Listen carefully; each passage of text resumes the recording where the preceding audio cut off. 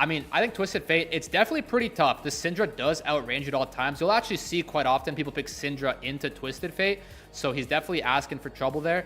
But towards the bot side to really help out About and Yao Yao.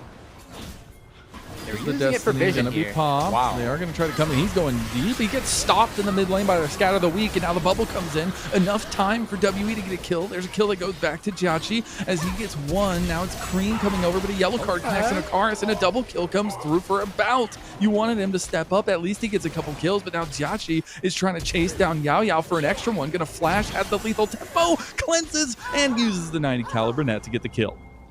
Yeah, I mean, Jiachi flashing and cleansing to kill. Yeah, some Mind Namis that really are beautiful to see. You love to see it. I mean, looks like they might have some offense here too. Monkey, that needs investigating. A little too You can much. see the idea, but the execution unfortunate as yellow card comes out from Karis to buy some space from Nio, who found him in transition in the jungle, and Karis will get the power unleashed upon him. Top Esports try to utilize the spot lane lead as Cream. Ooh, nice move. Use a Scatter of the Weak. Does have Feng Yue coming over. Yao Yao is there too. But we have Collector already completed here for Jiachi as Destiny's going to be used with the gate, and they're going to use the yellow card straight down onto him as Feng Yue will go falling. And it looks like the flash that Nio responded to Monkey, like, these players are just so scary. Good. Oh, Monkey is in a world of hurt now. He's going to try to run away, but he is not nearly tanky enough at this point, and his top laner kind of just left him to the wolves there as he had to clear that wave. And that is another moment of Monkey's overextension, over-aggression. And he but really, really looking difficult. I'm not going to lie. Can't sugarcoat this.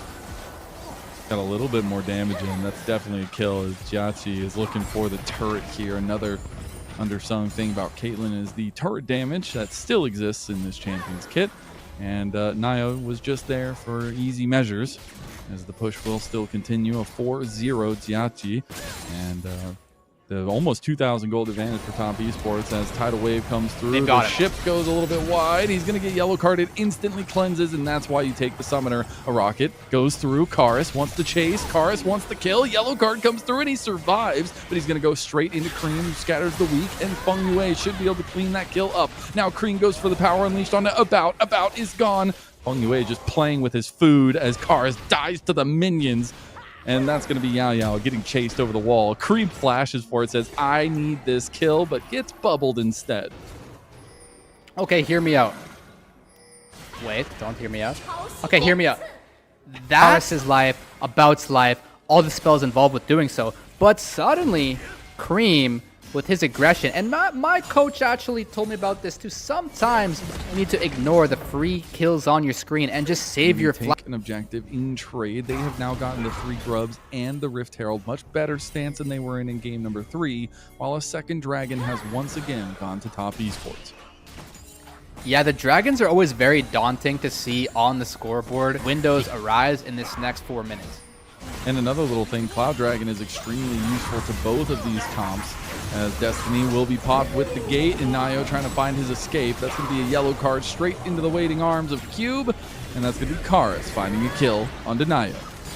That's exactly what you want as this WE comp here, to be using the TF ult as frequently as you can. I'm pretty sure that he barely was level 11, that initial TF ult onto Jiachi. That extra CDR in the ulti is extremely beneficial, because I don't even think Top Esports expected that. That was a really fast sequence of 2 TF ultis. We have another play here. Goes into a 1v4 here. No flash. He's going to have to flash out the wall. He will end up getting away for now, but some questionable decisions from Top Esports as Cream will do his due diligence and take the side lane turret. Yeah, so Top is having a pretty big gold lead here.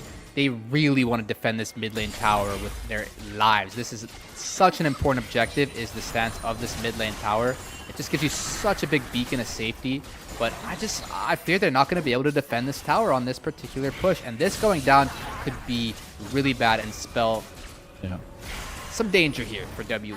And this is the conversation I had earlier, is like, how do Top Esports transition this advantage into a win? That's always been the question. You got to see him stay alive. Okay, he's going to get engaged on beautifully. Dodges out of the yellow card. Unfortunately, 369 has now put himself in a very precarious position. He gets yellow carded and just almost fully taking down the shield. I don't think is going to be enough. That's going to be a big kill going over to Cube, too. And the Roa proc. He doesn't have the luxury of that time. Top Esports wants to fight right now, presumably. Team has not been involved much. He's been in the side lane. He's finally coming over. It's going to be the yellow card that connects. Feng Yue getting very low. Like you said, Elise losing value as we see it. Dragon goes over to WE. They stop the stacking, and Top Esports, they are puzzled. Do they go in? Do they leave? They're going to get Destiny gated on the other side, too, with the tidal wave over top of them. Top Esports, they're trying to lose a little bit of faculty coming in here. It's going to be the Grim Deliverance coming in on a 2. And WE, they are strong together. We saw that from game number 1, and they're showing it in game number 4. I was a bit concerned they would do something they're not supposed to do, something overzealous in nature. This might be that, though. We're going to just start up the Baron here. They do have some defense if they want to. Try to just pull the trigger back on the Jiachi and Cream. Looks like they want to try to commit. Monkey's getting low. About's getting low. Jiachi going to cleanse. Does get a rocket to the back, but the power unleash goes through. Meanwhile, Feng Yue had tried to save Jiachi, but Cube cleaned him up, and he is Zahen now with a double kill, and he has been untouched. Jiachi didn't even have to burn any sums here. Karis decided to target 369. It was kind of a interesting, but the right choice. Most likely might be the president of Team WE if Jiachi is that for Top Esports. See some aggression here. Hey, they're going to try to get him. They do get the slowdown from the buckler. He's going to try to put down a little bit of a stopping point with the trap, but it's not enough cupcakes, and it's not enough time. WE execute Jiachi right out from under his turret, and now WE looking for a little bit of a play here on the Cream. Karis going to clear the side waves, and it's going to be Baron o'clock for WE. Yeah, it might look like Karis wasted the ulti there, but I honestly kind of like it because you're helping fix that wave state for the rest of this play. There's definitely more to this. You know that Top Esports wants to contest. Vision. Io just walks straight into the meat grinder as Grim Deliverance buffers the scatter of the week at least. I don't think Nio's in any position to try to steal this away. He is not even going to try to find himself over the wall. He's a little bit low. He's going to try to potentially go over. He's not. He decides to stay, and the Baron buff will be on 5 members here unless they can find a pick on a Karis.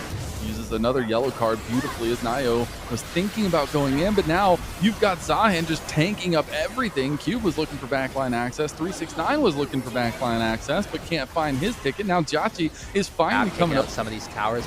I don't think you're ever really ending on this Baron power play unless you get a huge overstep from one of the carries of Top Esports, a huge pick of that nature. But you can really make these next 2 minutes count if you're WE. Siege will probably continue. Nio will have to use a step to get away. And it's going to be massive damage on the turret with the Baron push, with the 3 grubs, and they almost take About down. Oh, Ace in the hole is going to be blocked by Monkey. And he's going to be aggressed on by the entirety of WE besides Karis. Destiny is popped. They want to see who's coming to answer. Yeah. And for Top Esports, that was nobody answering the door. So the door will be knocked down. Tier 2 down. Doesn't really have much value after that. 369 taking a brunt of damage from About, who has come online with his own build.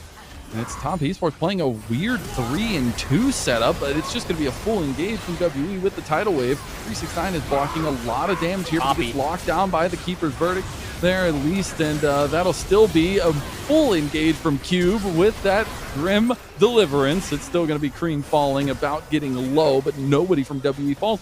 And you know what the biggest trend that we're seeing here? I'm seeing all 5 of WE's members within 2 pixels of each other. It's crazy how the similarity is from game number 1.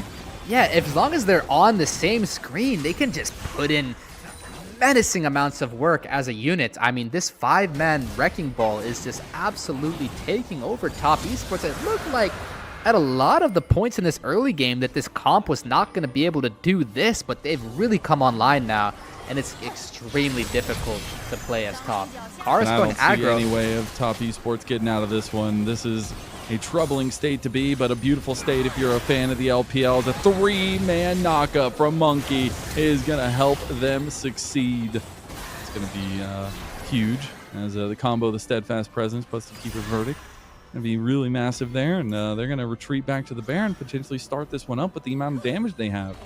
Yeah, Monkey wants to go to 5 games. I mean, I remember when he had those 3 deaths, he didn't have nearly as many assists. You know, he was kind of inting in this early game. He locked in Mazel. He has been playing out of his mind. So has the rest of his team. They should be completely fine here, but maybe They're gonna not. back off now. Grim Deliverance gonna be popped. They're trying to kill him before the passive. The power unleash goes down. Now Monkey, They're he's not getting fine. low. He wanted to save Cube, but Cube might be his doom. A double kill coming through for Cream as he has finally almost hit that threshold. He's 120 Bro, stacks. to be honest, from WE, I don't know. I thought they could have finished the Baron maybe, or if they were to turn, that it wasn't going to look like that. I think they were on different pages altogether.